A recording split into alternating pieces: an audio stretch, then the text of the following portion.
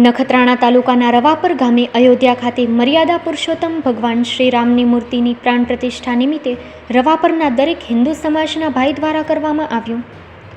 રવાપર દરેક સમાજના હિન્દુ ભાઈઓ બહોળી સંખ્યામાં શોભાયાત્રામાં જોડાયા હતા. શોભાયાત્રામાં ભાઈઓ અને બહેનોનો રાસ ગરબાનું આયોજન કરવામાં આવ્યું હતું. રામ ભગવાનનો રથ સ્વામિનારાયણ મંદિર ખાતેથી રવાપર બસ સ્ટેશન અને શિવ મંદિર ચોક સુધી શોભાયાત્રાનું આયોજન કરવામાં આવ્યું હતું. ત્યારબાદ ભુજના સ્વામિનારાયણ મંદિરના સંતો પ્રભુ સ્વરૂપદાસજી, હરિસેવકદાસજી, વલ્લભદાસજીએ પ્રવચન આપ્યું હતું અને ત્યારબાદ સંતોનું સન્માન કરવામાં આવ્યું હતું. સાંજે 7 વાગે મહાઆરતીનું આયોજન કરવામાં આવ્યું. નાના બાળકો ભગવાન શ્રી રામ, લક્ષ્મણ અને સીતાજીના વેશભૂષા સાથે જોડાયા હતા. બપોરે અને સાંજે પ્રસાદનું વિતરણ કરવામાં આવ્યું હતું. ગામના હિન્દુ ભાઈઓ આખો દિવસ પોતાના ધંધા રોજગાર બંધ રાખી સહયોગ આપ્યો હતો.